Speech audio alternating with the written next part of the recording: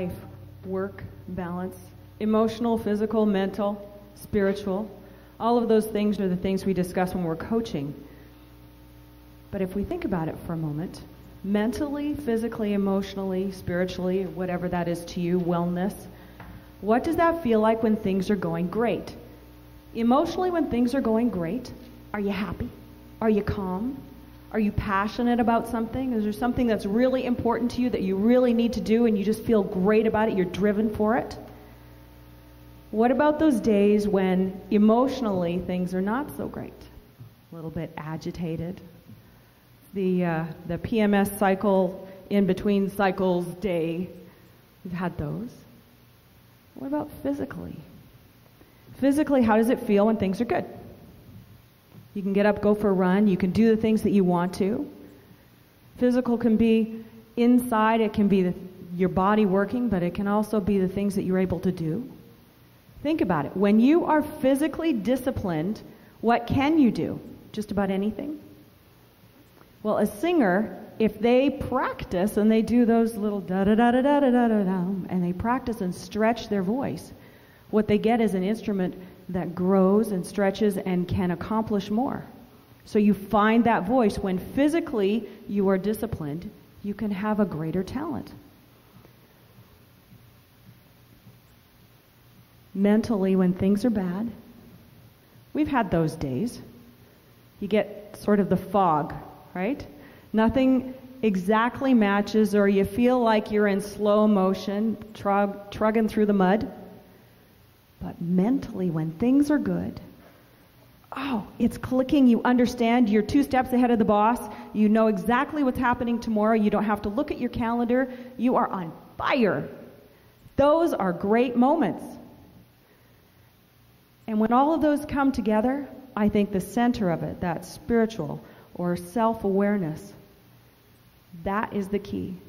When things are calm inside, when you're productive and you're creative and everything is working, you feel good about yourself. Well, as a singer, the center of your body, right there, if you just put your hand right at that bread basket and just go, huh, like you're going to throw up. Ready? 1, 2, 3, go. Huh! Yes, look at that. That's good.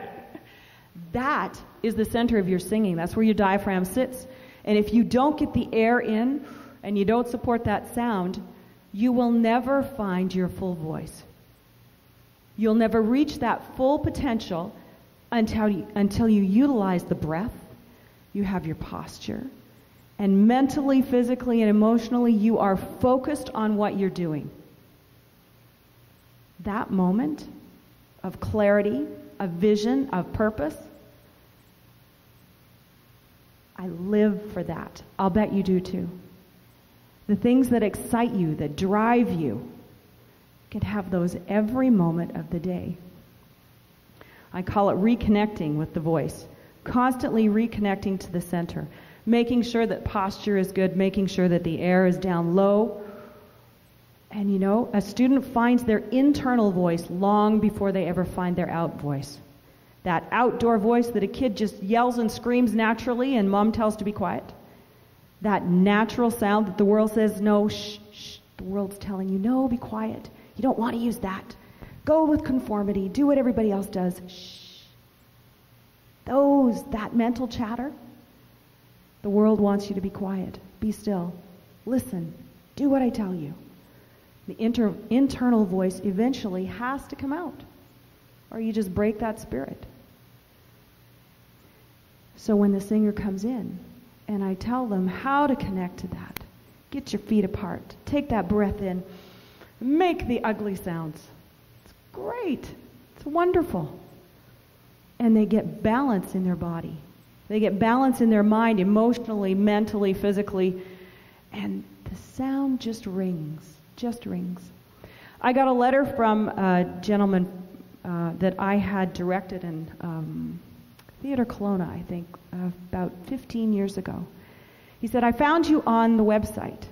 If I'd been more technically aware, I could have found you sooner, but I had to write you this letter. And he starts telling me a little bit about his journey.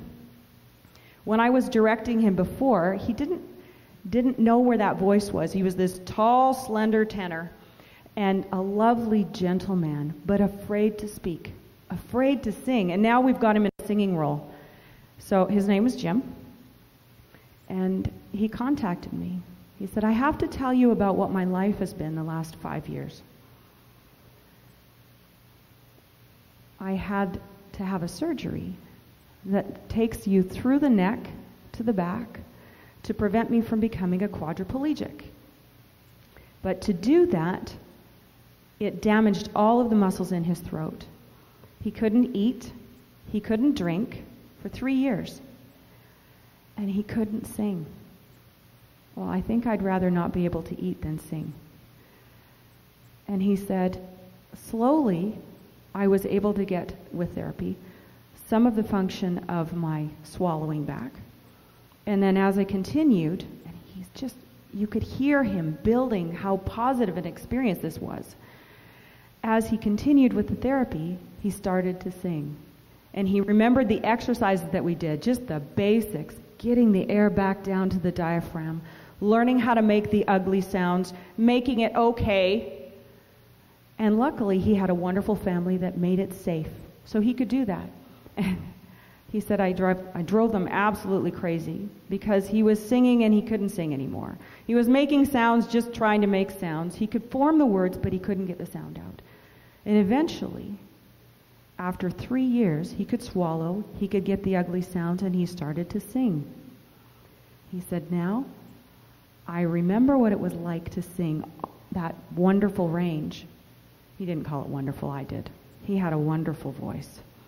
Beautiful, tenor, clear, open. He stood tall and he just projected. And he's working towards that. Now he can sing. He says, I even sing in tune. I want you to know that after I went and sang with you, I started doing more in competitions, and I continued to work with a teacher. And he grew his voice to the point he was actually winning competitions and started singing for a living. I had no idea. But when he lost all of those capabilities, he went back to the basics. And I think we need to do that. Go back to the center. Where's the power? Where's our power? Life keeps sending us that mental chatter. What are we going to say to it? I think today we take it back. What do you want to be? What do you want to accomplish? Today's the